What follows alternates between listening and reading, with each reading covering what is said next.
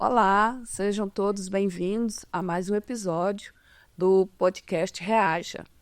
Estamos aqui reunidas para tratar de um tema muito sensível a nós, né, que é a misoginia. Essa forma de violência contra a mulher que se manifesta de tantas formas, né? Seja na violência física, sexual, psicológica, institucional, né? Então, nós estamos aqui, digital agora também, né?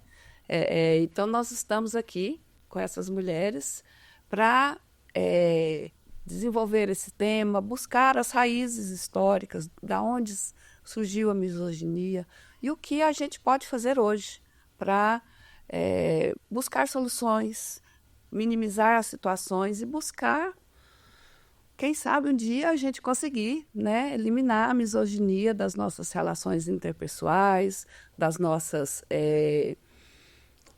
instituições que a gente trabalha, né? Eu vou começar me apresentando. Sou Cristiana Maria de Abreu Pereira, sou servidora pública, né, Tribunal de Justiça, aposentada, e atualmente eu estou no Cine de Justiça como vice-presidente para assuntos administrativos. Estou esquecendo até onde eu estou.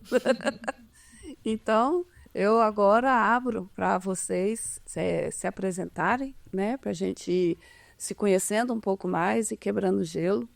Começar aqui com a doutora Tamara.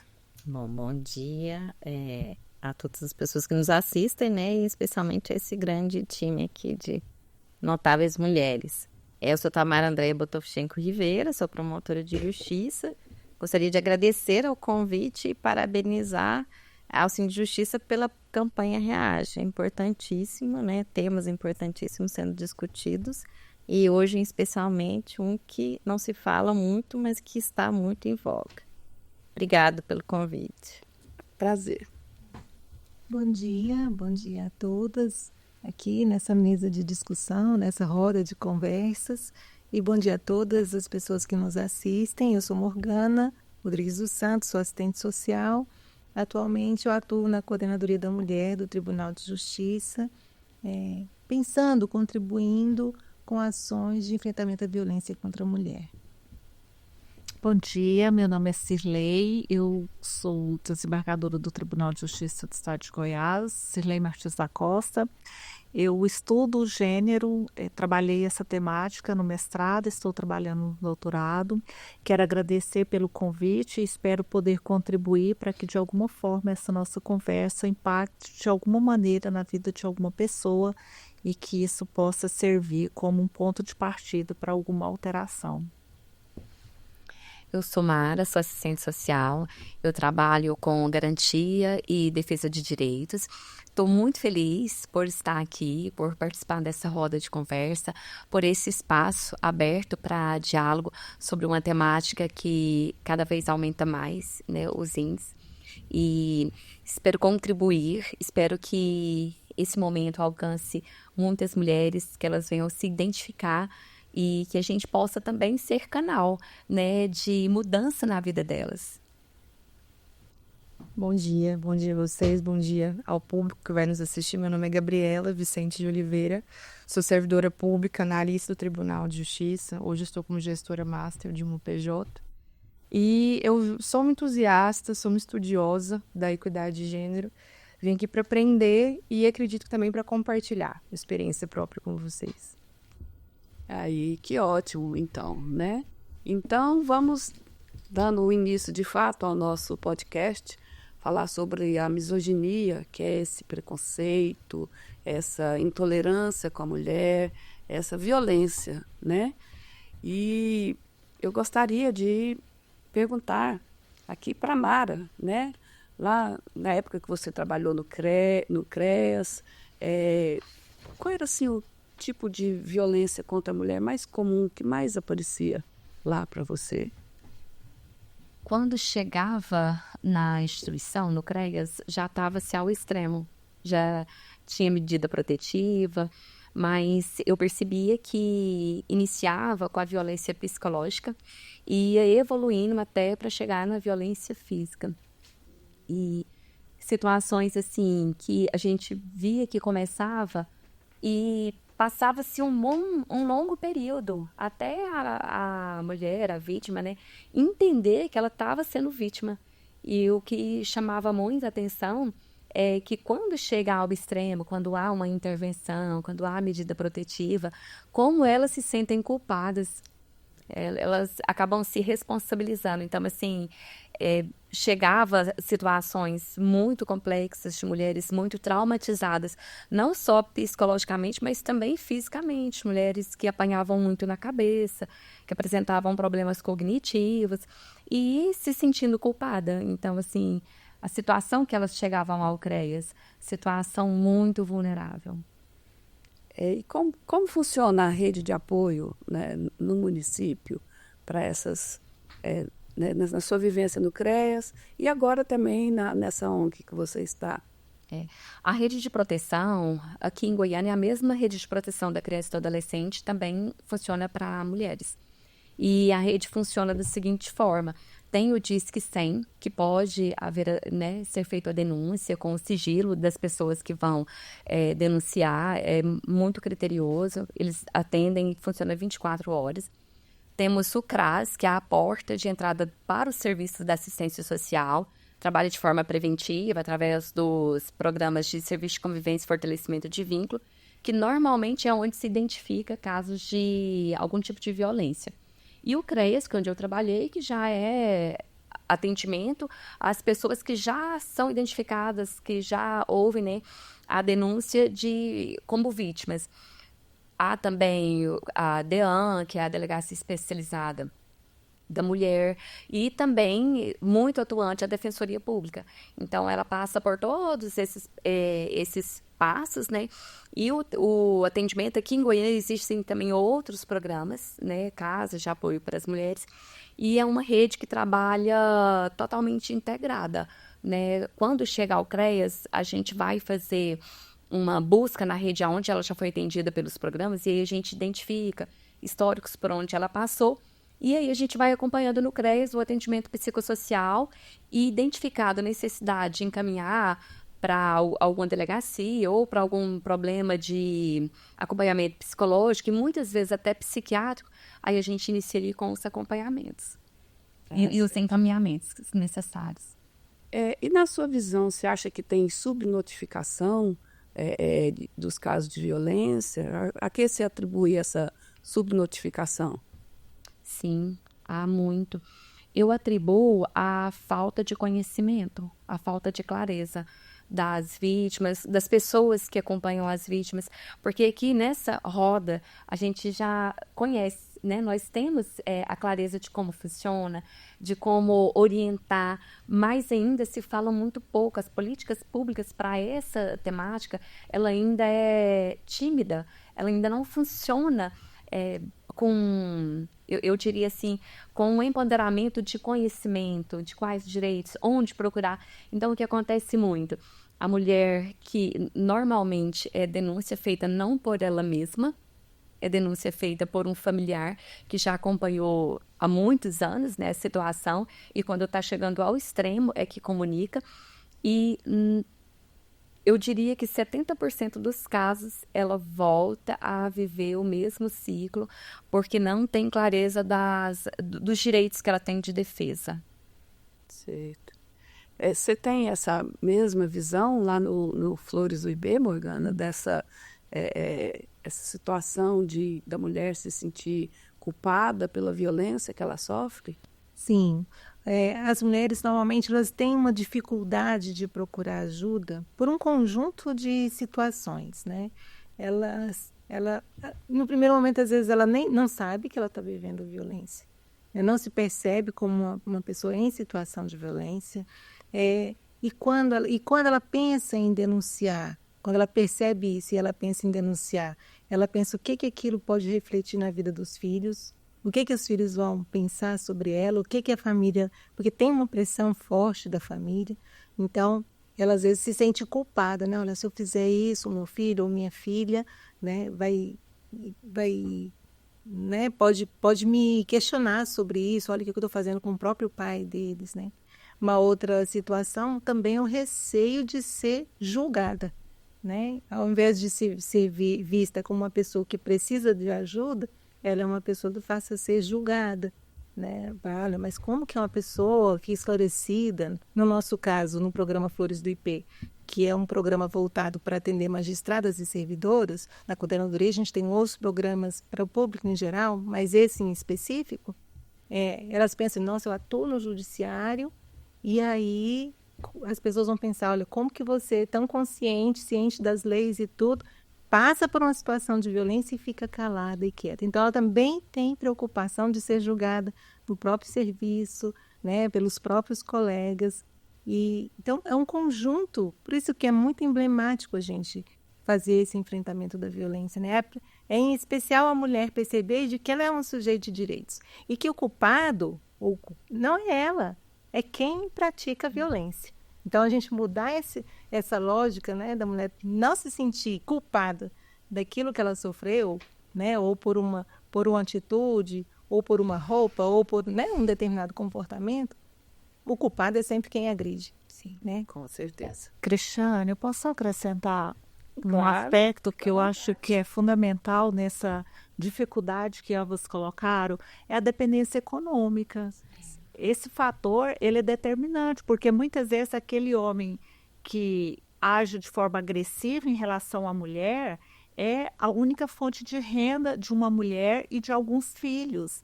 Então, ela sabe que no momento em que ele for afastado, ela vai deixar de sofrer a violência, mas vai faltar o básico para a subsistência de uma família. E isso pesa extremamente. Então, eu acho que qualquer política que se busca em relação à prevenção de violências mais graves tem que, de alguma forma, fazer com que a mulher tenha uma alternativa. Porque, às vezes, a mulher se submete a isso não porque ela não saiba que está sendo vítima, não porque ela não tenha consciência disso, mas é falta de recurso financeiro mesmo, né? E principalmente quando ela pensa que vai faltar comida para os filhos. Então, essa é uma situação que qualquer política pública tem que contemplar na hora de tentar fazer algum projeto para retirar a mulher dessa situação. Com certeza, né?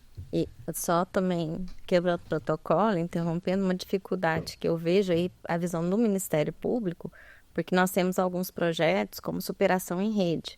A rede existe, ela está aí, só que a rede não está integrada. Então, o problema nosso, acho que uma grande dificuldade é essa integração da rede e da própria legislação das políticas públicas. Quando eu estava à frente do Núcleo Estadual de Gênero e coordenava a área de políticas públicas e direitos humanos do Ministério Público, entre 2021 e 2023, nós tivemos a preocupação de levar, por exemplo, trazer para o município de Goiânia, falar com o município para que fosse aprovada uma lei que contemplasse essas políticas públicas, e hoje ela existe, mas para que nós pudéssemos atuar em rede. Então, assim, existem as políticas em cada área, mas na hora de sentar para conversar, que é o que a doutora Cirlei falou, preciso dar capacitação para essa mulher, eu preciso acolher, eu preciso dar o atendimento psicológico. Aonde essa mulher vai buscar tudo isso? Às vezes fica fragmentado esse atendimento e ela se perde no meio do caminho, porque ela diz, bati na porta do Ministério Público, só tive esse atendimento, na Defensoria eu tive isso, aí fui para assistência social, mas eu tenho que deixar o meu filho no CIMEI, por exemplo, para que eu possa trabalhar, para que eu possa ter o meu sustento e não depender mais desse homem, já não tenho uma vaga. Então, é importante que essa política pública ela seja feita de forma que essa rede esteja interligada, consiga conversar por meio de uma forma rápida, ou seja, essa mulher precisa receber uma medida protetiva, o atendimento psicológico, uma capacitação para o trabalho, local para deixar os seus filhos. E hoje nós não temos isso, eu acho que isso é uma grande barreira. E há muitos anos nós estamos trabalhando isso, a própria Coordenadoria da Mulher também é uma grande parceira do Ministério Público nessa criação dessa integração da rede. Por isso que o programa se chama Superação em Rede, mas não é fácil. Alguns municípios no estado de Goiás avançaram por perfis assim, de gestor, de promotor, de juiz que estão ali. E eu vou citar o exemplo que a gente tem um dos melhores, que é Itumbiara. Então, Itumbiara hoje tem um espaço onde essa mulher chega, recebe um atendimento integrado, né? E ela consegue ser encaminhada para toda a rede. Aqui em Goiânia, nós ainda estamos no início da construção da Casa da Mulher Goiana, que deverá ser esse espaço onde ela vai receber um atendimento integral. Mas enquanto esse espaço não chega, a rede já deveria conversar e estar fortalecida para que no momento que qualquer canal que a mulher chegue, procura o Ministério Público já possa encaminhar para toda a rede. Chegou no Judiciário, o Judiciário já saiba para onde. Chegou na assistência social, saiba para onde encaminhá-la, de forma que esse atendimento amplo e integral seja mais célere.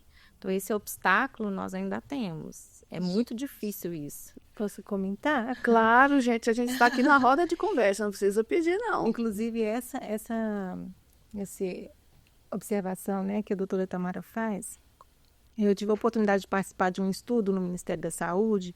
Esse estudo ele fez um cruzamento de informações com o sistema que é o SINAM, que é o Sistema de Notificação de Violências, né, onde que a justiça, já, apesar de a gente saber que existem as subnotificações, mas é um sistema que é acionado e é por ele, né, que a gente faz, tem a referência da violência.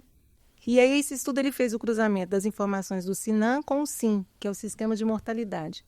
E o que esse estudo concluiu? Que aquelas mulheres que notificam a violência, elas têm mais probabilidade de morrer, né, lá na frente, né, por uma morte trágica, violenta, do que outras mulheres, né, que não passaram por uma situação de violência. O estudo não conseguiu analisar se o resultado da morte, quem provocou a morte foi aquele agressor que ela denunciou, mas o que o estudo conclui? Que aquela mulher está em situação de violência, em situação de vulnerabilidade. Se não foi ele, ou pode ser uma outra pessoa em que aquela relação violenta se reproduz, né? Então, se a gente não tem uma rede articulada que possa perceber que aquela mulher ou aquela menina, adolescente, que passa por uma situação de violência, ela está em vulnerabilidade, a gente pode ter um monte de serviços, mas a gente não vai ser eficiente se a gente não dialogar, né? Eu quero complementar também até a fala da senhora, desembargadora, na questão econômica. Eu acho que a gente tem que levar em consideração o contexto social, a divisão de atribuições e papéis de gênero, né? Porque quando a gente fala que o marido, muitas vezes, é o provedor do lar, porque foi delegado à mulher o papel de cuidado dos filhos, né? Então, às vezes, elas não vão ter a oportunidade de estudar, se expor ao mercado de trabalho, e daí vem a dependência. E uma outra coisa que eu acho interessante é o acolhimento no momento da denúncia. Eu já ouvi relatos que muitas vezes vão denunciar e talvez a equipe policial não tenha um treinamento, uma capacitação para ter um acolhimento emocional e psicológico das mulheres, né? Eu acho que isso também é muito importante. Eu só queria comentar isso que a Morgana falou, dessa pesquisa que mostra que uma mulher que é submetida à violência doméstica, ela está num contexto que faz com que ela tenha mais chance de morrer violentamente e morrer, imagino, mais rapidamente do que alguém que não sofreu. E eu fico pensando o reflexo disso para os filhos, né? O quanto uma violência em relação a uma mulher, ela impacta na vida não só daquela mulher, mas dos filhos. Porque, de alguma forma, essas crianças, elas também estão nesse contexto de violência, elas vão se tornar adolescentes e depois jovens com mais probabilidade de sofrer violência e de morrer por força de violência, né? Não é algo que se limita à vítima, ela tem um impacto às outras pessoas que estão próximas, principalmente aos filhos. Sim, diretamente aos filhos. Entra toda a família no círculo de violência, né? É uma situação realmente bem triste, bem pesada. Agora, levando a conversa um pouco para o outro lado, né? Porque existe a misoginia institucional, né? A mulher não consegue o espaço de poder dela, para ela ascender profissionalmente é muito difícil. é exigido muito mais de uma mulher do que de um homem, né? Então, nós, todas as mulheres, sabemos bem o que é isso. Mas eu queria agora que a doutora Cirlei, né, desembargadora Cirlei, que começou como servidora, depois magistrada, nos contasse um pouco dessa sua carreira no judiciário, se como juíza enfrentou algum tipo de misoginia, como lidou com isso, como a senhora vê dentro do judiciário? Eu acho que tem um processo que todas nós passamos por ele, que é a capacidade de perceber. Eu entrei muito cedo, né? Eu me tornei juíza com 26 anos. E eu não pensava sobre isso. Então, eu imagino que se eu pudesse exercer um olhar nessa trajetória com a capacidade que eu tenho de ver hoje, com as lentes que eu tenho hoje, eu enxergaria muita coisa que eu nunca enxerguei. Talvez todos nós pensemos assim. Então, eu penso que para nós termos essa capacidade, nós temos que nos qualificar, buscar ler, buscar informações, porque é isso que nos abre os olhos e nos dá essa percepção. Acho que esse é um primeiro ponto assim, para se pensar. Porque nós devemos estar sempre com essa atenção, né, que eu certamente não tive durante muitos anos. Então, se você me fizesse essa pergunta há alguns anos, eu provavelmente diria assim, não vejo diferença alguma, por falta de percepção. Hoje, eu percebo que a diferença é imensa. O que nós falamos é mais difícil de ser ouvido, nós não temos a credibilidade prévia de que as propostas que nós apresentamos são boas, elas têm que ser comprovadas. Especificamente em relação ao judiciário, quando foi publicada a resolução e que prevê que uma vaga de merecimento vai ser sempre destinada a uma mulher, algumas pessoas disseram assim, mas você não precisa disso, porque você já ocupou todos os cargos no tribunal, e então para que isso? A verdade é que o Tribunal de Justiça até hoje não tem 20% de desembargadoras. Então, nós não podemos tentar entender um contexto que é coletivo a partir de uma pessoa. Talvez eu realmente me tornasse desembargadora e não fosse necessária a resolução. Mas, certamente, esse número de não alcançar 20% não seria impactado. Então, eu acho que nós temos que, a partir das nossas experiências, também pensar as experiências coletivas. Eu acho que isso é muito importante, porque às vezes a gente pode representar um diferencial que é muito usado para tentar argumentar contra uma construção que é coletiva. Né? Então, vou dizer assim, mas você nem precisava estar falando sobre isso. Qual a dificuldade que você teve para ser juiz em tal lugar, ser juiz auxiliar da presidência, corregedoria, ocupou tantos cargos? Eu acho muito importante não focar nessas individualidades, sabe? A regra é que é muito difícil para todas nós. É muito difícil. Nós abrimos mão de muita coisa. Quando se é juíza promotora, que são carreiras que vão para o interior, né? Agora a defensoria também vai acontecer isso. O que acontece quando se é mulher? Se quer que o filho esteja perto do pai. E o pai normalmente não se desloca para o lugar para onde essa juíza, promotora ou defensora precisa ir. Então, toda uma escolha de vida é feita a partir disso. A carreira quase sempre é colocada em segundo plano. Um dia desses eu dei aula para a turma que acabou de entrar como juiz substitutos e a turma entrou como 22 homens e 22 mulheres. Tá bonitinho. Mas será que no momento em que essa turma estiver chegando ao segundo grau, será que vai chegar na mesma proporção? Eu disse isso para eles, anotem e observem, porque isso vai acontecer daqui uns 30 anos. Mas como estará? Né? Acho que é isso. Porque de fato, né, porque, segundo o CNJ, apenas 38% dos magistrados são mulheres. E quanto mais vai subindo na hierarquia do poder, menos, né? Só falou, Goiás não chega a 20%. Então, realmente Muitos estados não têm uma desembargadora. Outros têm menos de 10%. Essa é a regra.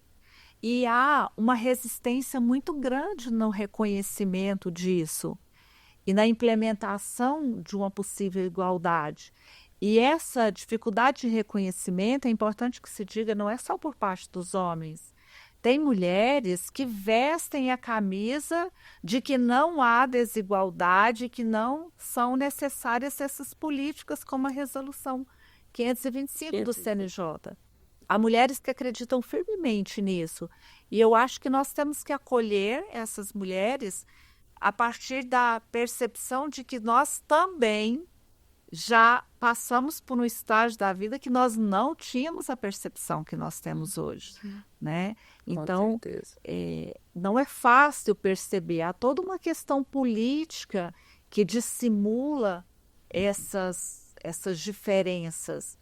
E o que é interessante, talvez porque nós sejamos educadas para sermos gentis e agradar, e os homens são educados para brigarem mesmo, os homens não têm vergonha de ir e defender que essa causa é injusta. Quando houve a publicação da resolução e a primeira implementação foi no Tribunal de São Paulo, eu sou péssima com números, mas parece-me que São Paulo tinha, acho que também mais de 80% homens. Eu não me lembro bem o percentual, mas é um percentual assim também absurdo.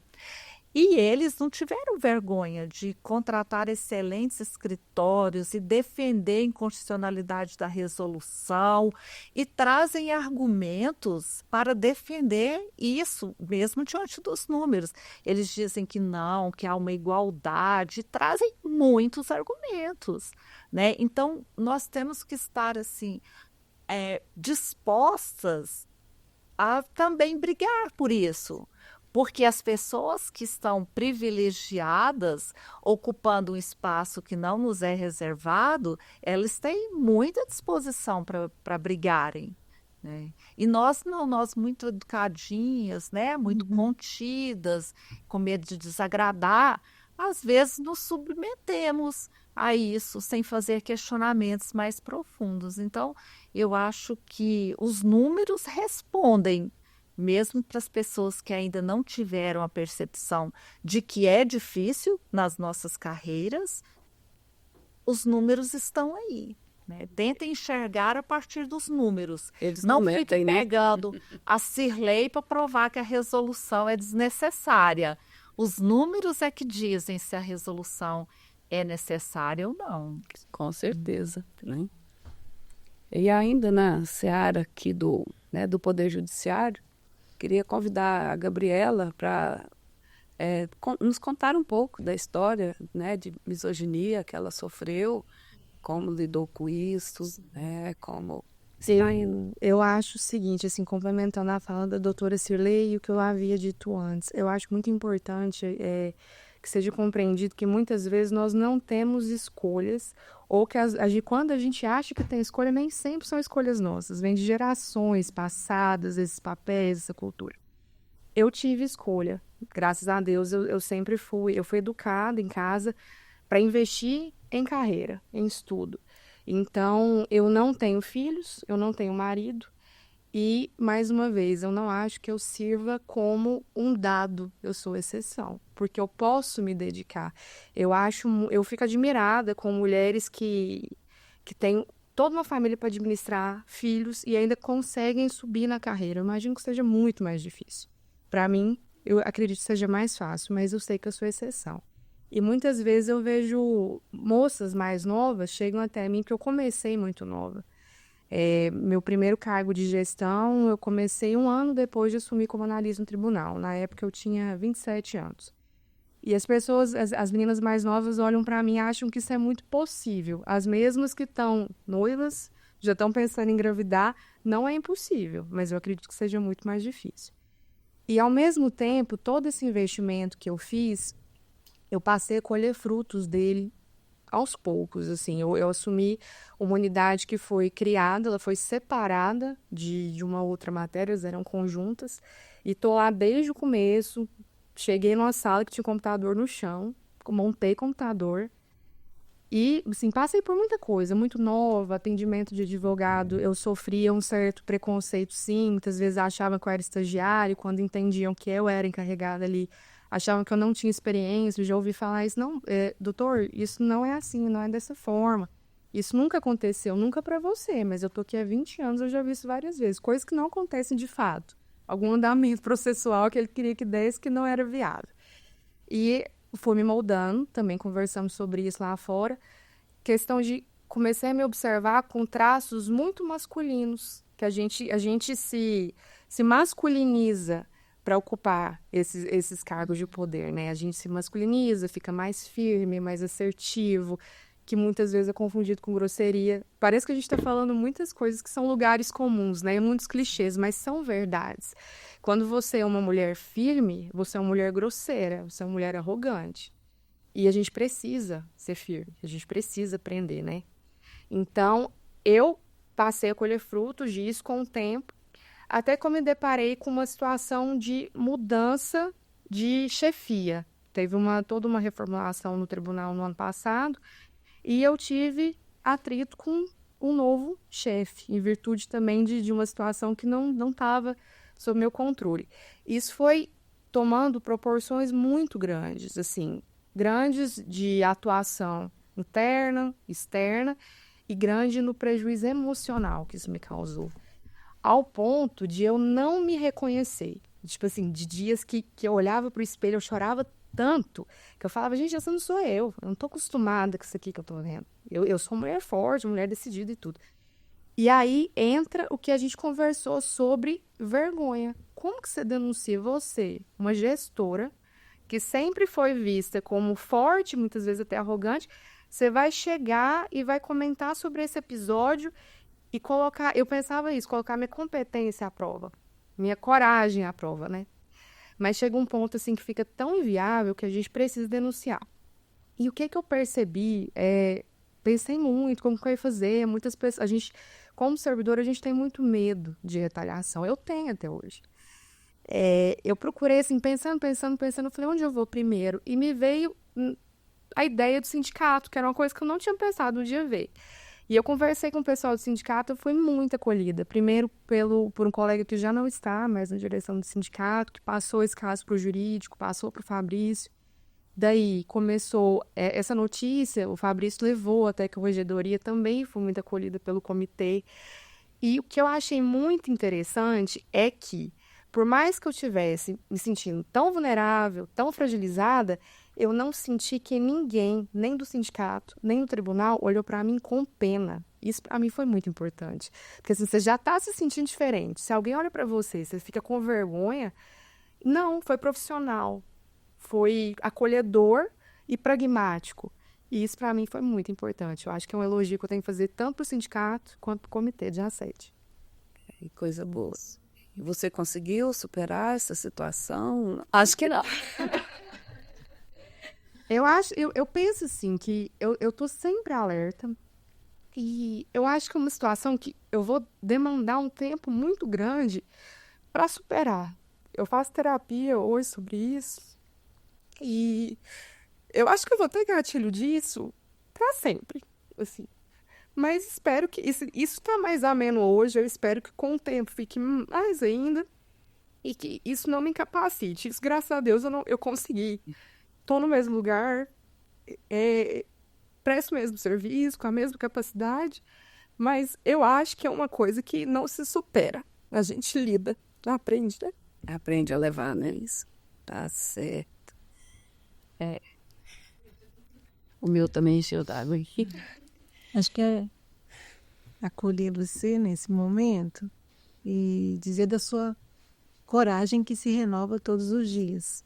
né? Essa sua coragem naquele momento, essa sua coragem representada agora, ela é exemplo para outras mulheres, sabe? Outras mulheres que nesse momento estão, né, vão acompanhar essa nossa discussão e perceber, olha, eu também passo por isso, né? E a colega foi lá e enfrentou, e é importante, sabe, que a gente se solidarize umas com as outras e que a gente também se espelha na outra, né? Então, esse seu ato de coragem, de reação, como diz a própria campanha Reaja, né? Você reagiu, né? Você teve coragem e isso é espetacular.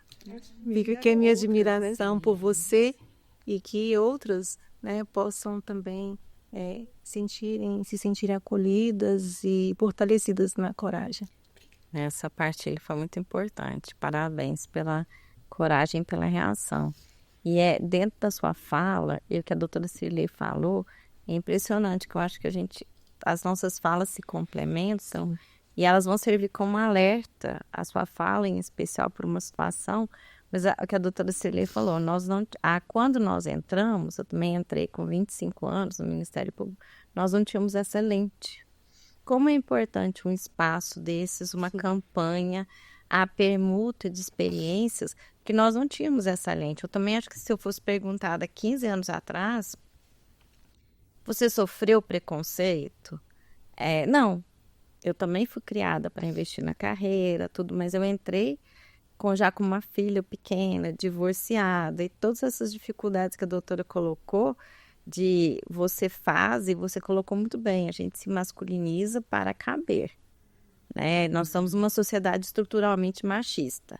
Então, todas nós temos os resquícios do machismo estrutural. Nós nos percebemos, quando nós trocamos essas lentes, nós nos percebemos em condutas micromachistas também.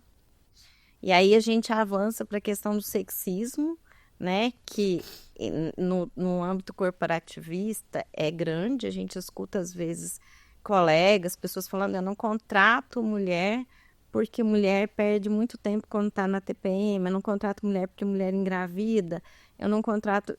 Isso é dito, né, não deveria ser. E agora a gente parte para essa... mais agressivo que é a misoginia, né, que é realmente o discurso de ódio às próprias mulheres, né? E perdendo a vergonha. Então, acho que quando a gente tem essa troca da lente e começa a perceber, a gente percebe quanto a gente sacrificou, né? Eu sacrifiquei tempo com a minha filha, porque eu tinha situações adversas, ameaças de morte no interior e tudo. Então, alguma investigação que eu estava fazendo, eu tinha que ser forte o tempo todo. Assim como você disse, ser forte o tempo todo, ser masculinizada, eu não tenho medo para ocupar certos espaços. E até esses espaços, doutora Cirlei, que a gente ocupou ao longo da carreira, de destaque, alguma coordenação, algum projeto, não foi fácil, né? A gente teve que estar junto com homens. Eu fui a primeira integrante do grupo de repressão ao crime organizado, só eu de mulher. E depois demorou muito tempo para ter uma segunda colega, uma terceira, mais de 20 anos. Mas eu tinha que trabalhar do mesmo tanto, de madrugada, final de semana. A minha filha pagou muito esse preço, porque eu tinha que deixá-la com o pai, com a minha mãe, com a outra avó. Então, assim, o tempo que eu deveria ter dedicado a ela, eu acabei dedicando à minha carreira. E foi um preço bastante alto, a falta de convivência para poder ocupar esses espaços. Então, quando a gente começa a falar de cotas para mulheres e tudo, é porque realmente é muito mais difícil para nós. A gente tem que estar provando o nosso valor, a escuta, foi o que a doutora falou. Você apresenta um projeto, para validar esse projeto, é difícil.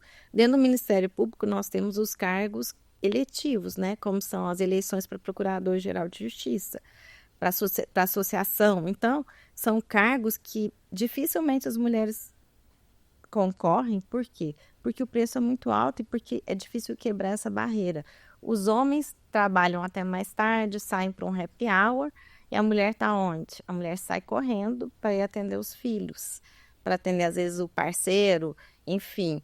Não há, às vezes, uma divisão Então, a gente percebe, eu conheço pessoas que, além disso, o parceiro ainda desdenha publicamente da mulher ser ou magistrada ou promotora, né? Não valoriza o cargo. Então, assim, eu também tive dificuldades, tive o privilégio de ter uma rede de apoio ampla, né? Talvez tenha sido... eu conheço mulheres que não têm essa rede de apoio, e é o que a doutora falou. Na hora de fazer essa escolha, eu escolho uma comarca que não vai me trazer muito ganho em termos de ascensão, nem vou me envolver muito em projetos, em discussões, em nada que eu possa estar em destaque, porque eu tenho que atender minha família. E a mulher é sempre cuidadora, nem sempre são filhos e companheiro. Os pais, quem cuida dos pais? A mulher. Irmãos, enfim, a mulher está sempre cuidando e é muito difícil, né? E às vezes a gente enfrenta ali assédio de toda a ordem. É bom lembrar que a gente enfrenta assédio moral, assédio sexual, se cala, porque a gente fala, vou falar o quê? As pessoas vão me ridicularizar, eu sou forte, eu vou passar por isso, eu vou deixar de lado porque não vale a pena. Eu tenho uma ambição de ocupar tal lugar e as pessoas não vão me ver como uma mulher competente, assim como uma mulher histérica. Então isso é muito difícil para nós, as barreiras são muito grandes, né? Até no exercício da atividade jurídica, que você falou dos advogados que às vezes chegam, eu me lembro de 2 situações que eu trabalhava com juízas competentíssimas, né? E ainda não haviam juizados da mulher, e situações gravíssimas que eu denunciei, pedi a condenação, a juíza condenou, de advogados, que era também réu, levar às nossas corregedorias manifestações dizendo o seguinte: fui condenado por um tribunal de mulheres, assim, numa misoginia explícita, né? Levou para nos prejudicar na carreira, porque ficou resignado com aquela decisão. Então, eu acho que esse espaço até de sororidade que vai ultrapassar essa mesa para que as mulheres digam, eu posso ser ouvida, eu posso ser acolhida, eu acho que é muito importante. E comecem a trocar as lentes, porque eu ainda escuto o discurso, eu não tive problema nenhum em ascender na carreira. Mas essa fala da doutora Cirlei foi muito importante. Quando você olhar as escolhas do mesmo concurso, você vê o quanto que as mulheres abrem mão de ascender, de ocupar cargos, em razão das demandas todas outras que ela tem, que o homem costuma não ter. Então, eu acho que todas nós passamos, não só dentro do Poder Judiciário, do Ministério Público, da Defensoria, mas em outras carreiras, a mesma dificuldade de se masculinizar para caber em certos lugares, para ser ouvida e também de abrir mão, muitas vezes, da vida pessoal. Sempre há um sacrifício pessoal muito grande para nós. É comum você ouvir mulheres falando, né? Não, tranquilo, meu marido me ajuda. Não é ajudar, é dividir responsabilidades, né? É fazer igual. E então, assim, não, ele me ajuda, de vez em quando busca os meninos na escola. E o não de vez em quando, né? Só sobra para a mulher. Realmente... É uma característica nossa essa, de cuidar, de acolher, mas tem um lado profissional para correr atrás, né? Então, quando você fala é uma característica nossa, eu queria colocar assim para a gente debater. Essa sua frase também, a que as duas disseram, eu me masculinizei. Acho que a gente tem que pensar sobre isso. Será que realmente existem características que são de homens e características que são de mulheres? Eu acho que são socialmente São características sociais, não tem nada que é natural. Não é nada que é natural, não é porque é nosso. Tem tantos, hoje, pesquisas acadêmicas muito importantes que mostram disso, que toda mulher nasceu para ser mãe, é mito. Toda mãe é boa, é mito. E eu acho que assim, não é que eu queira contestá-las, eu só trouxe esse ponto porque eu acho que ele é importante para nós, que nós não temos que ter medo de sair de um papel que foi desenhado para a nossa condição de mulher, porque ele não necessariamente é uma roupa que serve em mim, não tenho que me encaixar nela, Nós somos seres únicos e não é o sexo que nos define. Nós podemos muito bem ter características que normalmente são reforçadas e valorizadas no homem. Isso não quer dizer que eu estou me masculinizando. E eu acho importante falar isso também, porque é justo com os homens que não estão confortáveis nesse papel de vestir essa roupa do homem fortão, troglodita, um insensível. Muitos homens não querem esse papel e eles não precisam achar que eles estão se femininizando por não vestir essa roupa do machão. Alguns homens querem sim se sentirem muito confortáveis entrando num trocador de roupa que nunca teve uma foto de um homem trocando a criança. Então, nós temos que tomar muito cuidado quando nós acreditamos que determinadas características são próprias do sexo. Não são. Quando o homem se libera desse dever, ele consegue exercer uma paternidade muito mais feliz, sim, porque alguns ganhos nós temos. Nós temos um ganho de vivenciar a maternidade de uma forma que muitos homens, por causa desses papéis, dessa obrigação de cumprir um papel, não vivencia. Deve ser horrível cumprir esse papel de ser o provedor e não aquele que dá afeto para os filhos. Esse papel não é confortável para o homem. A partir do momento em que nós nos liberarmos dessa crença de que características são próprias de homens e outras são próprias de mulheres, talvez a gente construa uma sociedade mais feliz. Feliz, porque quando você identificar uma característica em você que é normalmente valorizada só no homem, você não precisa achar que você está se masculinizando.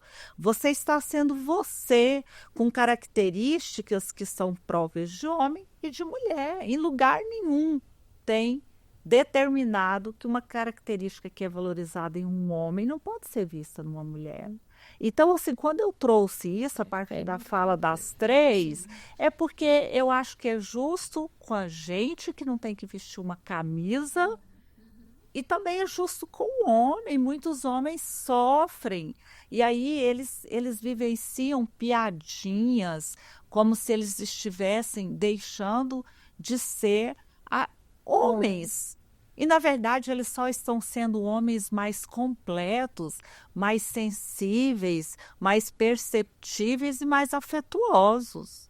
Eu acho que é importante a gente pensar nisso. É trocar a lente, né, doutora? Você falou. Muito excelente colocação, que realmente, de fato, né? Muito pertinente. E eu penso assim que vem muito ao encontro do nosso próprio tema, né? E quando nós fomos convidadas a participar, eu falei, gente, eu sou mulher que gosta de saber dos dados também, assim, tem dificuldade para memorizá-los, né? Mas fui buscar misoginia. E no início da nossa conversa, você falou, e ela acontece também nas redes sociais, pela internet. E a internet hoje, um dos principais formadores de opinião, e de opinião contrária a isso que a doutora Cirlei traz, quer dizer, tudo aquilo que a gente está tentando desconstruir. Tem pessoas aí, ó, que, assim, eu vi, ó, dados de 2023, 137 canais do YouTube no Brasil, que são 3,9 bilhões de visualizações. É muita então, coisa.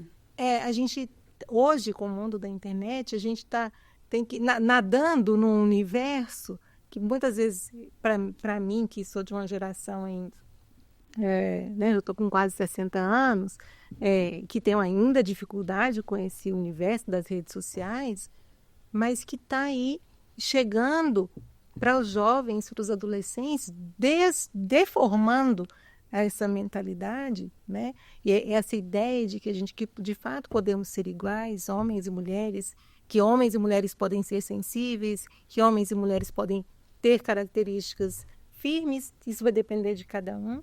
Né? Vai depender mas da situação, isso, né? Mas não é visto como mimimi, né? É visto como histeria, como loucura, né? Então a gente tem um universo que está em descontrole que é extremamente prejudicial para nós mulheres, né? É bem interessante, né? É um mundo novo que está começando, mas com velhos hábitos, né? Velhos Conservadores, né? E misóginos mesmo na expressão, né? De ódio, né? Para disseminar o ódio contra as mulheres como objeto, as mulheres objetificadas mesmo, né? Sem sujeito, sem direitos, né? Apenas para o uso dos homens. Eu vi uma matéria sobre isso que você está falando e eu fiquei perplexa, assim, porque são muitos canais que, com grandes visualizações, que têm o objetivo de formar um homem que menospreze a mulher. É isso. E são uma machosfera. É isso. Eles reforçam esse estereótipo, ridicularizam o menino que não preenche esse estereótipo e eles fazem uma verdadeira lavagem cerebral para que o menino acredite que ele nunca deve ver uma mulher como igual a ele. É uma disseminação nas redes sociais de canais com essas características que é assustador.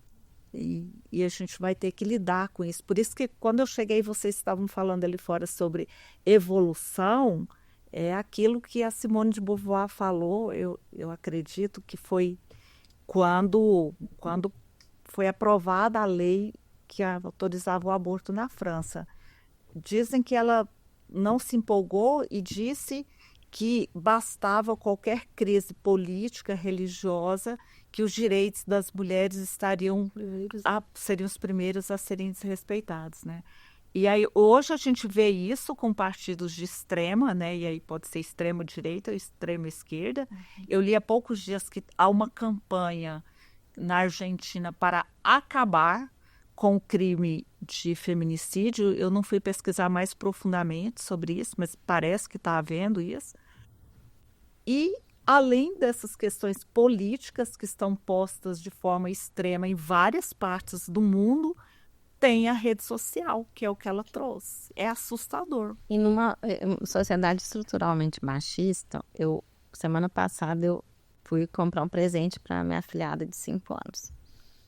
E aí me deparei, porque fazia tempo que eu não comprava alguma coisa em loja fui numa livraria, e aí me deparei com o seguinte: livro para meninos e livro para meninas.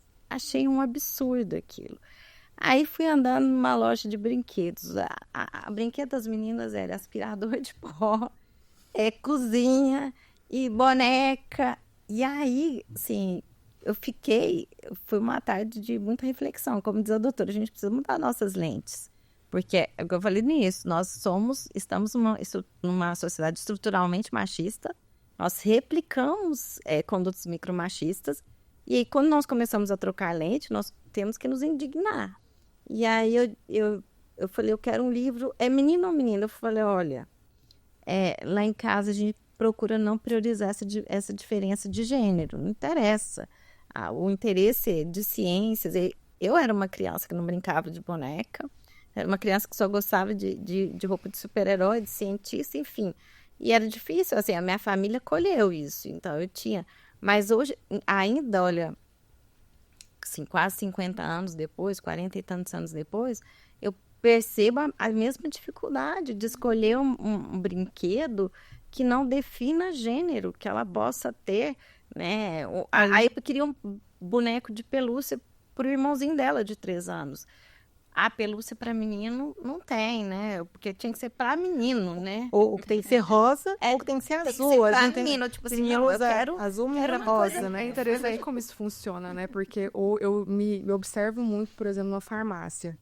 Como eu fui criada no rosa, o que vai me interessar é a embalagem rosa, né? A gente vai atrair a gente.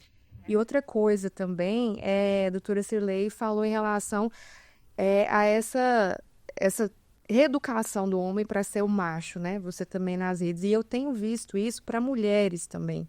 De voltar as meninas para o lar, existe toda uma argumentação antifeminista dizendo que é prejudicial. o feminismo é prejudicial para nós porque nos tira da proteção do homem dentro de casa, como se essa liberdade que nós conseguimos com o tempo, ela fosse ruim para nós. Então, puxando a mulher também de volta para o estereótipo das características de gênero.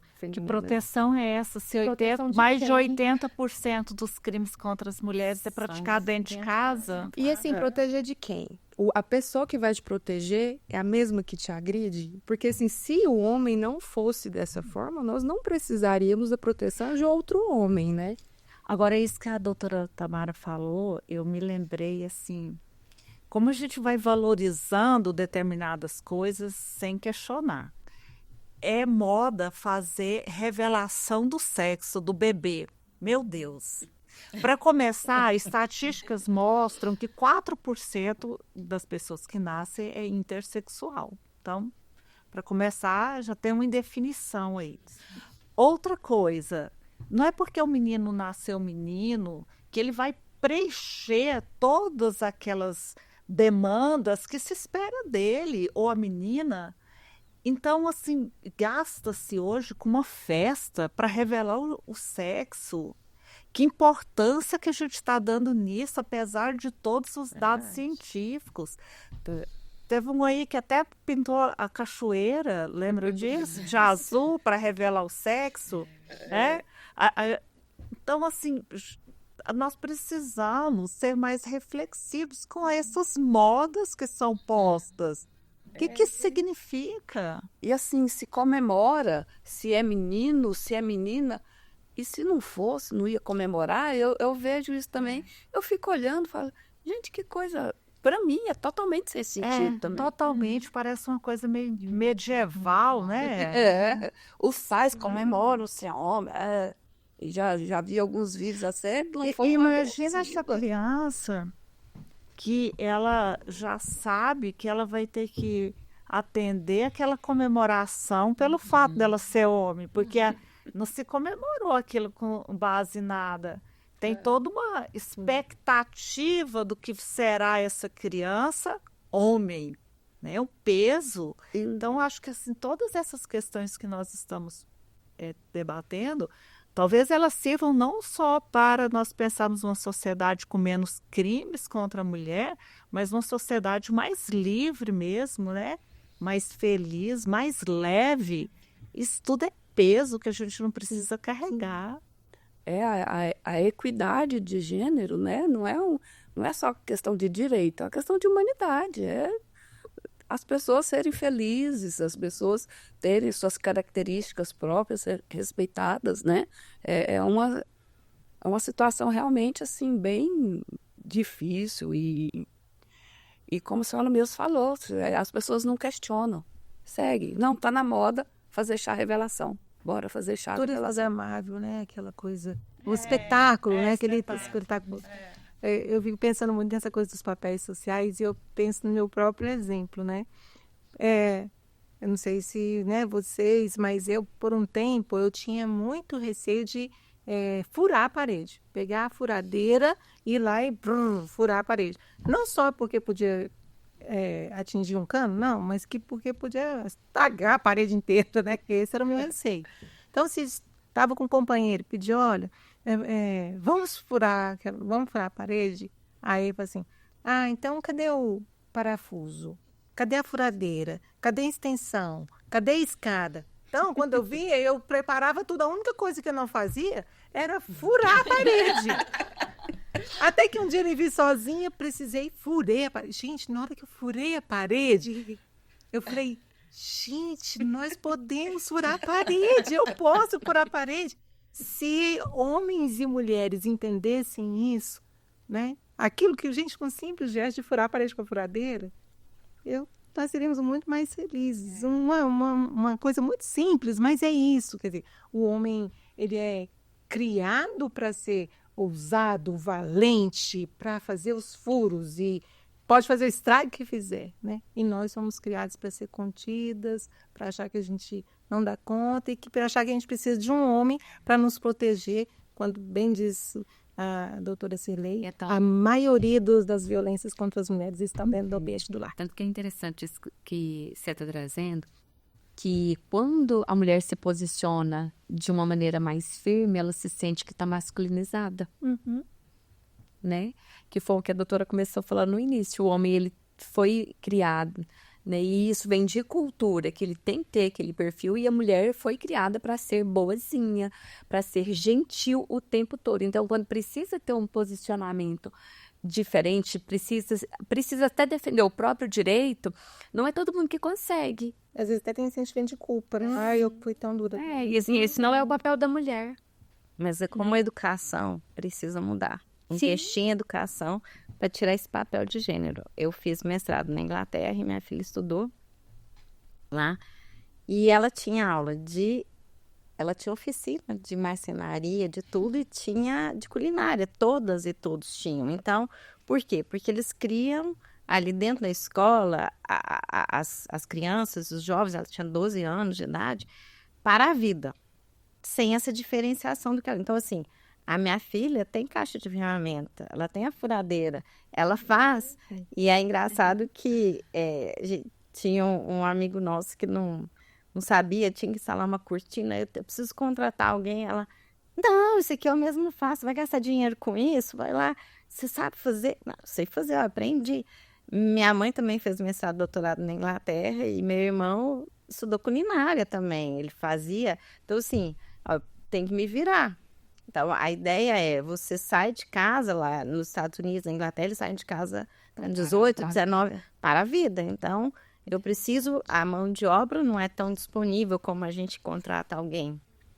Então, eu preciso me virar, tanto para cozinhar quanto para arrumar minha casa, sem essa diferenciação do que a menina pode fazer. Então, assim, minha filha fazia trabalho, e ela é super jeitosa. Ela é super jeitosa com isso, ela gosta disso, né? E ela é arquiteta, então vai para a obra. Ela diz, o pessoal acha que eu não entendo. Eu fico perguntando, mestre de obras, tudo aí. E ela fala, como eu sofro, porque pensa, arquiteta não sabe, não entende. E ela tem que bater boca o tempo todo para mostrar o meu valor. Isso é difícil, né? Para dizer que eu entendo, que eu sei como é que se assenta um piso, o que tem errado, porque as pessoas acham que eu só sei a teoria. Então, eu acho que a educação, a mudança da educação, a mudança como a doutora falou, desses eventos, de vender brinquedos e livros que não sejam livros de menina, livros de menino, né? Brinquedos que sejam só para meninas, né? E tem tudo isso. E lá na Europa você já tem mais isso, trabalhos manuais que já não são definidos como bordado. Meninos bordam lá na Inglaterra, eles aprendem a bordar, porque a bordada é excelente para o cérebro. Então, não é uma questão de uma menina que borda um menino. Aqui a gente ainda tem. Lá eles bordam na escola, todos juntos. As meninas e os meninos. E isso vai quebrando aquele padrão de que eu não posso. E aí o homem se sente mais livre, né, doutora? Porque é para assumir o papel que ele queira. E a mulher também, né? Sem essa definição rígida de que a menina pode fazer isso, o menino não. A menina não pode sentar assim, a menina não pode conversar alto. A menina não pode ser que eles também se engajem nessa mudança de educação e entendam que isso também traz vantagens para eles, né? Com certeza. Sobre isso de vantagens, eu acho que quando nós acreditamos que nós não somos capazes, nós trazemos vários problemas para nós. Mas quando nós também acreditamos que só nós somos capazes, a gente acaba trazendo outros problemas. Eu falo isso especificamente em relação à maternidade. É muito comum a mulher acreditar que só ela consegue fazer determinadas coisas. E com isso a mulher se sobrecarrega muito. E tem tantas pesquisas hoje que mostram que a mulher, ela vive uma situação de estresse, de cansaço, exaustão, no nível muito superior aos homens. Tem várias pesquisas acadêmicas sobre isso. Isso se dá exatamente... intelectual, não é, doutora? Acho que é nesse não sei. O fato é que a mulher, ela acredita mesmo que ela é competente para cuidar. E é muito bom para o homem isso, porque ele se vê desobrigado. E como eu trabalhei muitos anos na vara de família, o que eu percebia nas situações de divórcio? As mulheres não conseguem, muitas vezes, liberar a criança para que o homem exerça esse cuidado, não é? E aí vem toda uma carga sobre a mulher, né? Como se ela fosse má e não quer deixar o pai participar e fala que ela é a nação parental e aquela coisa toda. Na verdade, ela está convencida de que ela é mais competente para o cuidado do que o pai. E ela vai, com isso, ela vai diminuir a convivência desse pai com a criança vai perder, o pai vai perder e ela vai perder. Porque no momento em que esse pai estiver cuidando dessa criança, ela pode cuidar da vida profissional dela, ela pode se qualificar, ela pode descansar, ela pode exercer um hobby, um momento de lazer.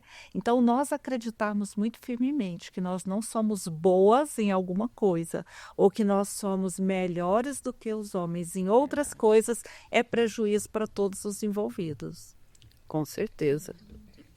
É um papel social tão forte. Recentemente eu tenho observado algumas pessoas com filhos recém-nascidos e as mães e as avós dizendo: eu vou ficar à disposição quando a criança nascer. E eu sempre questionando, eu e minha filha, e o pai? Porque você também, dentro do que a doutora tinha falado, do papel do pai, querer exercer esse papel. Às vezes a mulher tolhe o homem de ser o pai que ele está sonhando em ser, ele quer ser o parceiro, ele quer estar ali. Mas aí chega uma figura de avó, de bisavó, de não, aqui ó, a gente que sabe trocar a criança pequenininha, dar banho, assume esse papel como se o homem fosse incapaz de assumir esse papel de cuidado e depois vem até um ressentimento da mulher, porque aí ele se acomoda, ele diz, bom, eu não tenho utilidade. Provaram que eu não sou bom bastante. E aí, ou senão, quando ele consegue assumir, vem as piadinhas, né? Que ele faz, ele troca, ele dá banho, ele faz.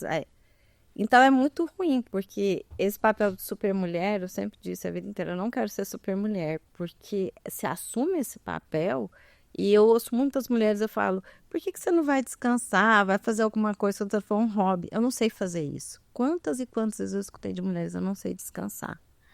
O sentido da vida para a mulher é olhar para fora. É esse papel que foi dito que ela precisa cuidar, ela precisa ser boa o tempo todo, suficiente para tudo, e ela não olha para dentro.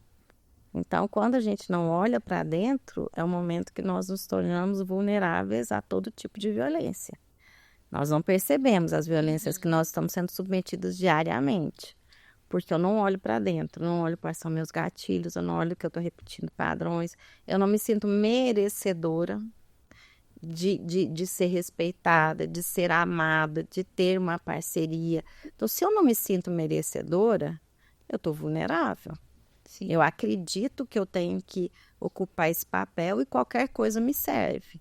Então, eu acho que entre nós mulheres, né, é muito importante esses momentos que a gente tem de troca, a gente não pode cair na armadilha de que as mulheres não são amigas, de que as mulheres não são parceiras. Ao contrário, as mulheres ao nosso redor nos tornam mulheres melhores, porque algumas vão se desconstruindo, vão mudando a lente, vão trazendo para nós, olha, você acha que isso tá bacana? Você não está se sentindo, você já olhou para dentro? Você é uma pessoa tão capacitada, bela, em todos os sentidos, você não está se enxergando assim? Você acha que você precisa mesmo estar nesse papel, né? Às vezes a mulher não percebe violência, nem sempre é uma violência física, nem sempre é uma violência psicológica.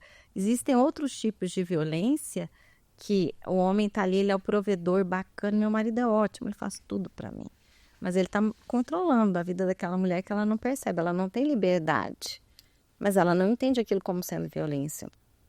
Então, às vezes, alguém que está ali no caminho de se curar também, começa a dizer, olha, presta atenção no próprio trabalho.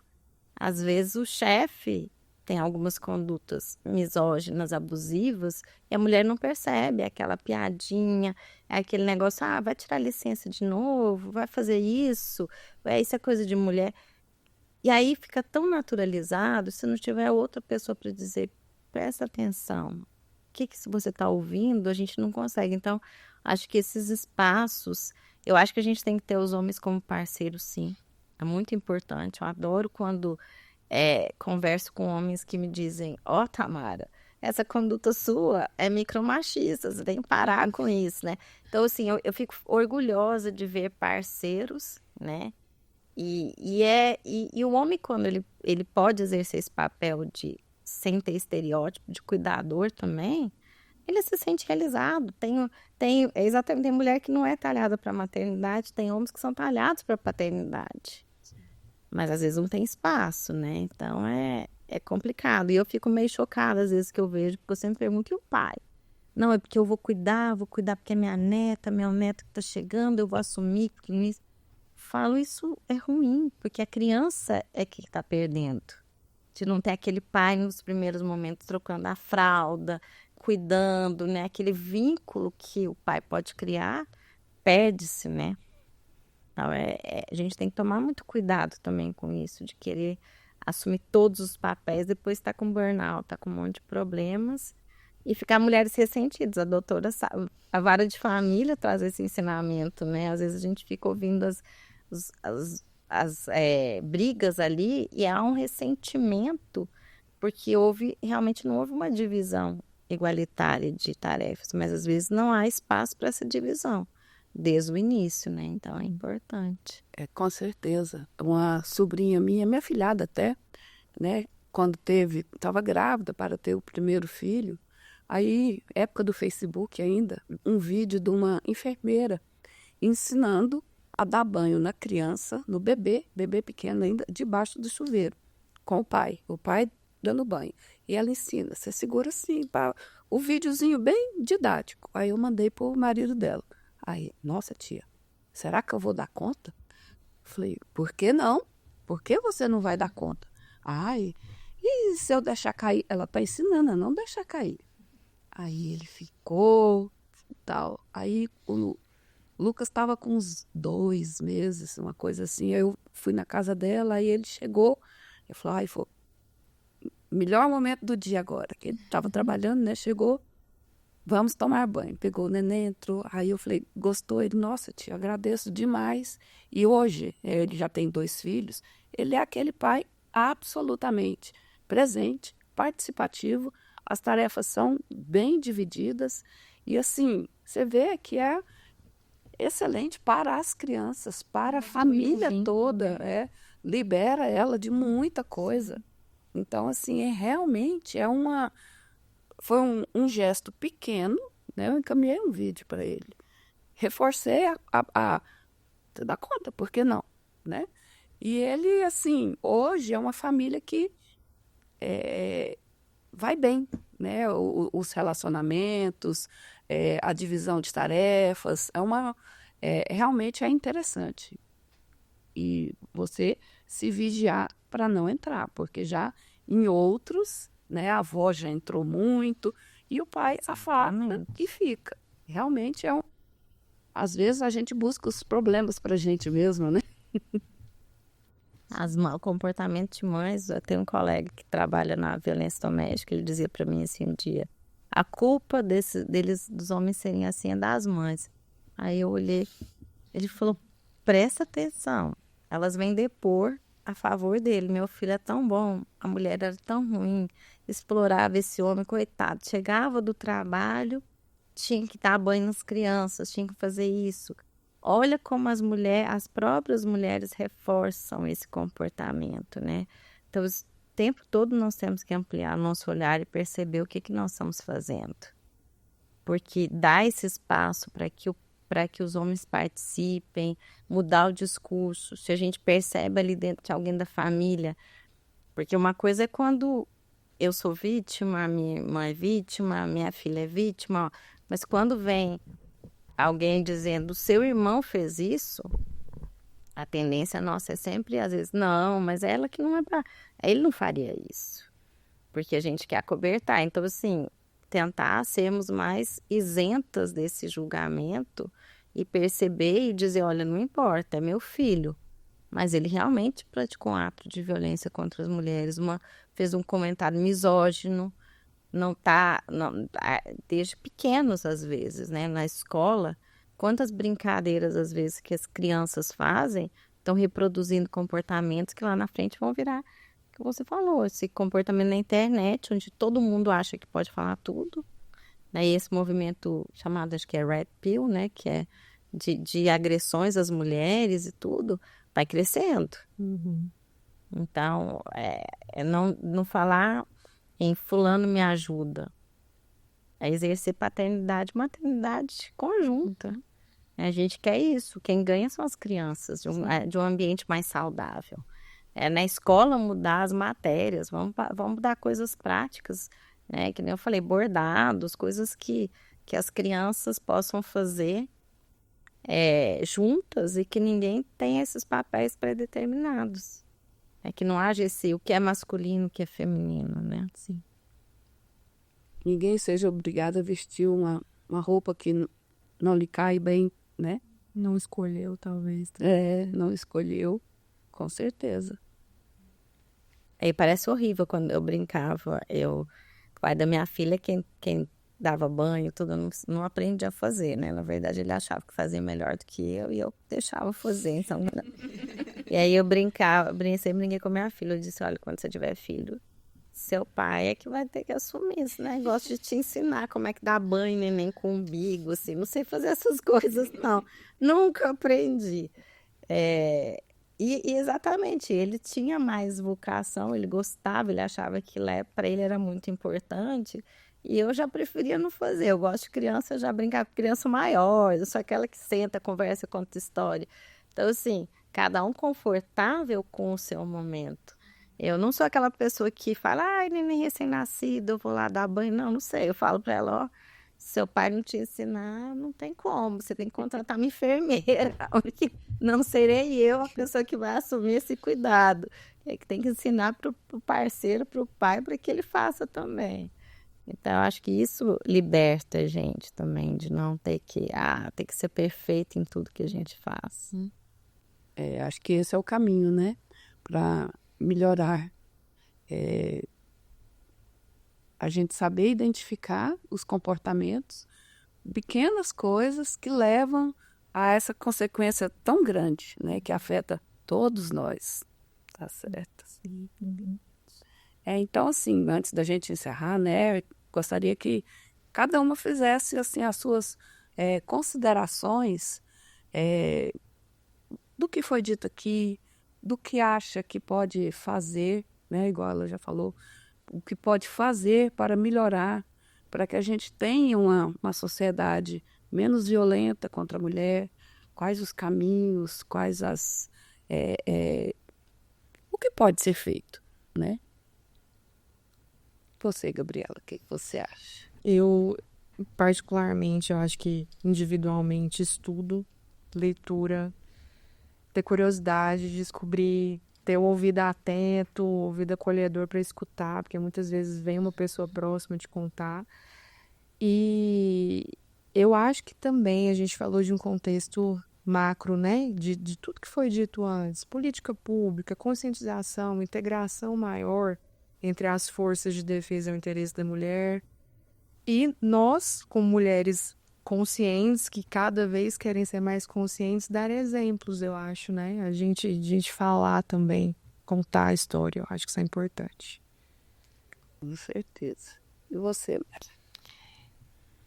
Eu bato muito na tecla das vivências que eu tenho, que é um pouco diferente do que foi compartilhado aqui, mas como consideração final, eu diria para sempre... Então fala mais um pouco das suas experiências, que são diferentes do que foi conversado aqui.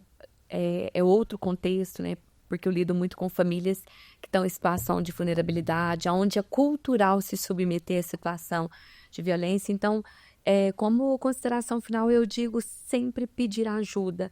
Se sentiu desconfortável, se sentiu ameaçada, se sentiu com medo, sempre buscar ajuda, sempre buscar apoio. E quando buscar um apoio e não for tão acolhida como gostaria ou como deveria, porque isso acontece muito também, não desistir, buscar ajuda em outro canal, buscar ajuda em outra instituição e, principalmente, buscar conhecer quais são os direitos, né? O que é direito, porque isso é cultural. Então, a gente vê muito assim, nos casos que eu acompanho, eu vejo muito repetição de ciclo, a avó, a mãe e a filha se submetendo à mesma situação, por conta de situação financeira e outras situações também. Mas não se submeter e procurar conhecer os seus direitos de mulher, né? Existem direitos, existem os garantidores de direito e buscar apoio. Não se submeter, constrangeu, ficou desconfortável, teve medo, busca ajuda. Na primeira porta que bateu, não foi o que você esperava, vá buscar outros, busque conteúdos, busque estudar, busque conhecer, mas não se submeta. Constrangeu, vai atrás, busque saber os seus direitos. Sim, com certeza, né? É o que você falando aí, são pessoas em vulnerabilidade. Muitas vezes elas buscam apoio na polícia, né? O primeiro... e a polícia nem sempre tem pessoas capacitadas para receber. É o primeiro, né? acolhimento. Para fazer o acolhimento e tal. Recomenda voltar para casa. São situações que a mulher fica... Uai, mas eu vim aqui em busca de ajuda, estão me mandando voltar para casa, perguntando se é isso mesmo que eu quero. Aí traz a sensação de culpa, né? Sim.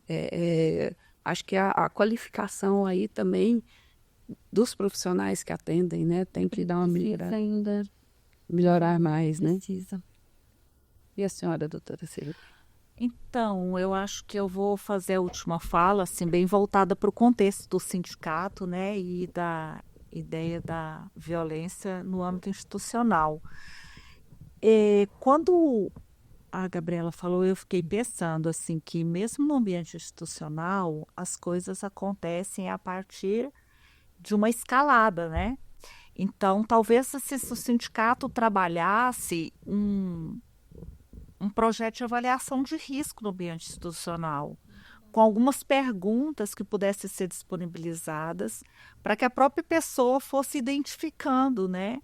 Assim, dentro dessa escalada, as perguntas que façam a pessoa perceber no nível do começo ainda, e não só quando as coisas estouram e estão no nível de trauma mesmo, né? Então, eu acho que é uma coisa possível de se construir com a ajuda de profissional, né? O pessoal lá da violência doméstica talvez possa contribuir, fazer essa avaliação de risco e disponibilizar nos ambientes institucionais mais diversos possíveis, fóruns do interior, né? A área administrativa, a área fim, para que as pessoas, ao ler essas perguntas da avaliação de risco, pudessem identificar e buscar ajuda antes que a coisa esteja no nível tão traumático, né? E então eu deixo a ideia para vocês pensarem e amadurecerem. No mais, muito obrigada pela oportunidade de ter participado. Até no caso específico da Gabriela, né? Quando ela trouxe para a gente, a primeira impressão foi que seria um assédio moral, sem esse ranço da misoginia, né? Aí quando a gente foi conversando mais, fomos ao fórum, com pessoas que lidavam com ele também diariamente, que a gente foi percebendo esse viés da misoginia, né? Porque ele era uma pessoa que tinha problema com uns, com outros não. Uns, mulheres, outros não, homens. Então foi caracterizando mais, e nem a gente de início tinha percebido. Talvez nem você, né? Então, assim, a misoginia ela é tão estrutural que vem essa... a gente acha difícil identificar, porque ela é tão arraigada que Por isso que eu acho que uma avaliação de risco é algo assim que ajuda bastante, né? Porque vocês podem abordar assédios e suas diferentes perspectivas, né? E eu acho que pode contribuir para o autoconhecimento e principalmente para a identificação num estágio inicial, né? No estágio que a pessoa não está ainda tão machucada, né? Com certeza. E você, Morgana, lá no Flores do IP? E era acho que é isso que eu queria falar, né? Nesse momento final. Não, mas antes de você falar, sim, que você sim. trouxe material, não... Eu queria dizer isso. Acho que a gente falamos inicialmente do importante do que é uma atuação em rede, né? E que nessa rede cada um tem a sua responsabilidade, tem a sua atribuição, né? E enquanto Tribunal de Justiça, Coordenadoria da Mulher, nós temos diversos programas para acolher mulheres, né, da sociedade como um todo, mas hoje eu queria, né, falar em especial a partir também do relato da Gabriela, dizer, né, para as mulheres magistradas, servidoras, né, que nós temos em especial o programa Flores do IP, né, que é um programa voltado para acolher mulheres em situação de violência, em especial as mulheres em violência doméstica, né, mas a gente está lá para fazer a escuta, né, de todas as mulheres que queiram nos procurar. E esse projeto é um programa, né? Começou como um projeto, tornou-se programa. Agora, em março, ele faz 1 ano que foi lançado. E a gente está ousando a fazer uma rede interinstitucional dos órgãos que compõem o sistema de justiça, também chamando para parceria o Ministério Público, para que a gente possa se ajudar em diversas formas, né? Pensando em capacitação, pensando em pesquisa, em tudo aquilo que a gente possa fazer para que a gente possa mudar uma cultura, né? Porque é uma ação que ela precisa ser também de punição, de reparação, mas também de prevenção, né? Então, o Flores do IP, ele tem esse foco, né? Essa finalidade. Mulheres que precisarem do programa, elas têm prioridade no serviço de saúde, né? Que elas tenham necessidade de um acompanhamento médico, né? Especialmente psicológico. Então, é um programa que está ainda novo, sendo construído, e fazemos acolhimento de servidoras, né?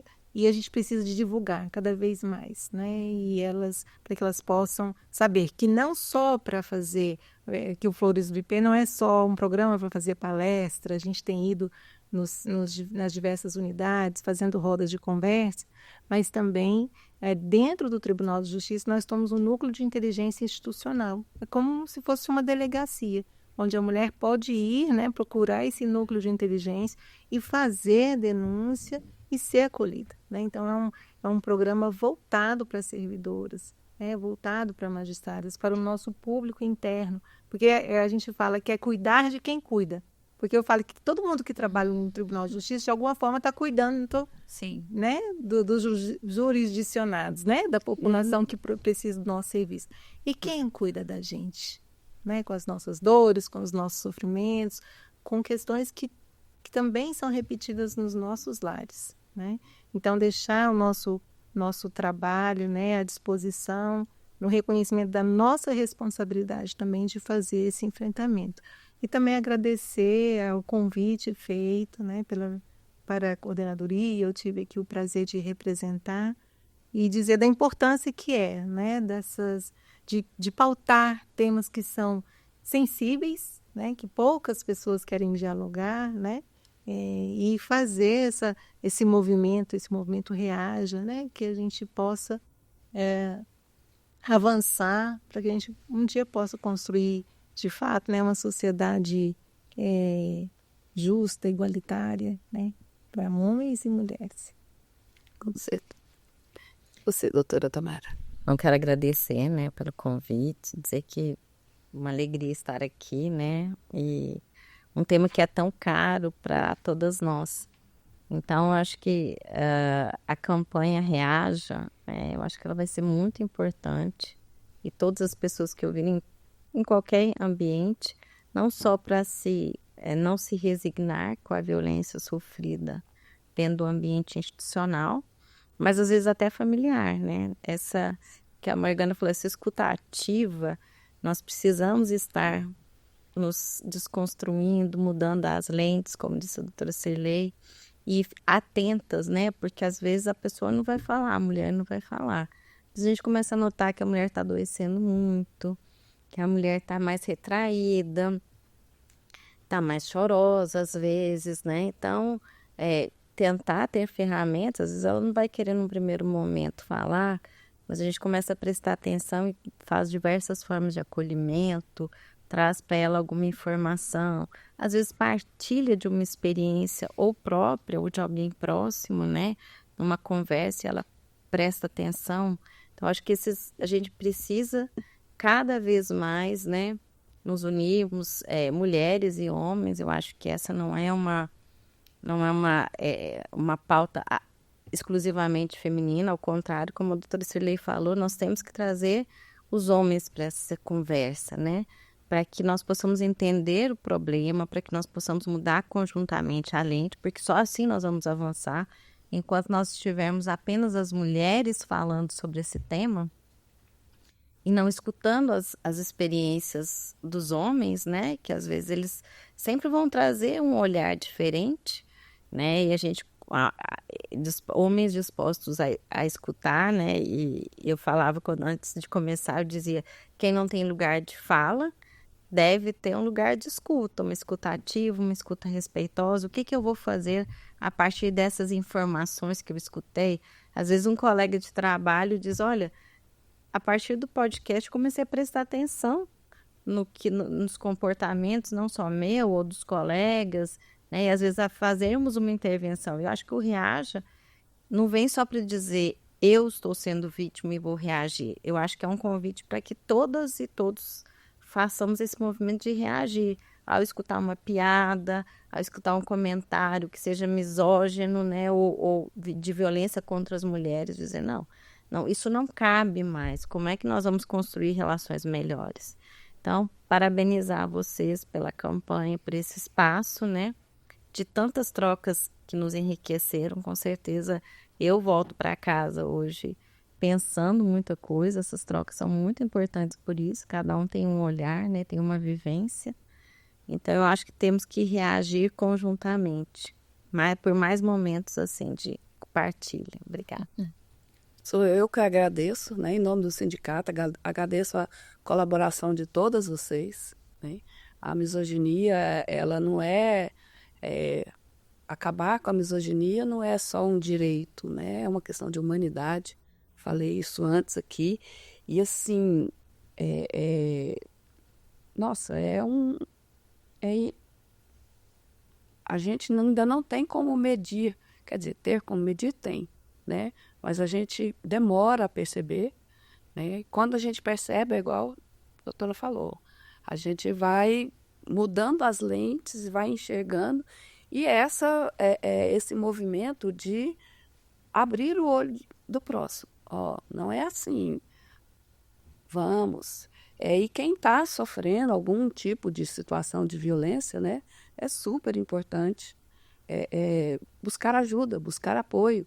Hoje a gente tem muitos canais.